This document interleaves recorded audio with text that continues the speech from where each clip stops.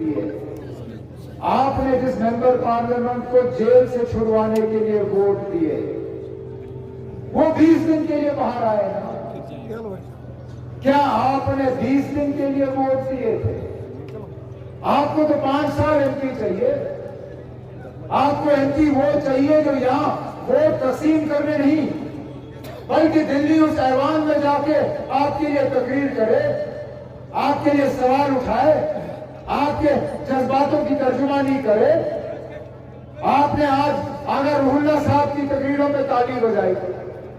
अरे आप लोगों को अपना एमपी होना चाहिए था, लेकिन बदकिस्मती से वो एमपी आपको मिला नहीं। उसके बरक्स आपको वो शख्स मिला जो आज सिर्फ और सिर्फ मैदान में आपके वोटों को तकसीम करने के लिए निकला हुआ है। और बदकिस्मती से अब कहीं ना कहीं तो हम सियासतदानों के कौल और फेल में फर्क तो नहीं रहना चाहिए था। हम जो कहते हैं हमें वो करना चाहिए।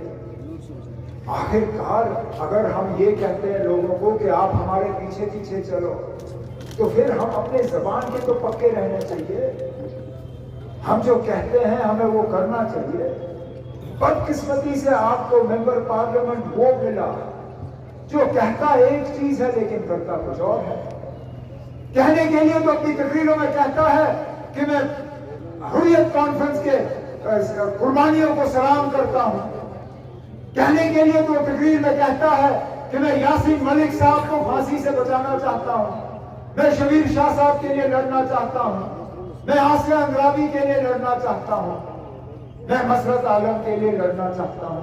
ठीक है, बड़ी अच्छी बात है अगर आप लड़ना चाहते हो, लेकिन खुदा फिर इंजीनियर रशीद साहब मुझे ये बताएं ना, जो शख्स श्रीनगर में राजबाग में जाके हुर्रियत कॉन्फ्रेंस का दफ्तर का बोर्ड उतार के उसको आग लगाता है और फिर मीडिया को बुला के कहता है कि मैं तब तक इंतजार नहीं करूंगा या तब तक मैं आराम नहीं करूंगा जब तक यासीन मलिक को फांसी नहीं लगती, और उस आदमी से आप हार पहनवाते हो और उस आदमी को आप गले लगते हो, तो हम क्या समझे ना ये आपके कहने और करने में ये फर्क क्यों?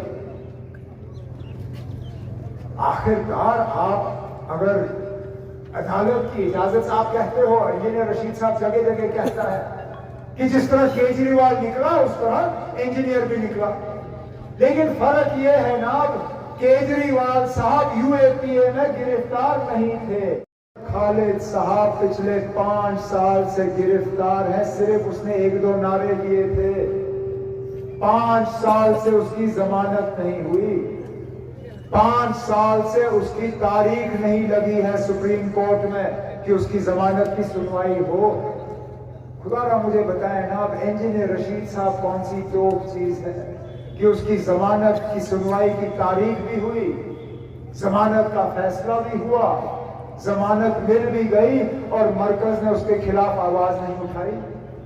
और यहां तक कि जिस एफआईआर के तहत इंजीनियर रशीद साहब गिरफ्तार हुए, सही या गलत में उसमें नहीं जाऊंगा, मैं तो उनसे यह पूछूंगा ना कि जिस शख्स ने इंजीनियर रशीद साहब के खिलाफ गवाही दी, आज वो कहां है?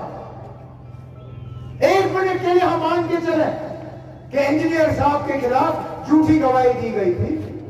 जिसने गवाही दी, जिसने कहा कि मैंने इंजीनियर रशीद साहब को लिफाफा पकड़ते हुए देखा, आज वो शख्स कहां घूम रहा है, किसके इर्द गिर्द घूम रहा है?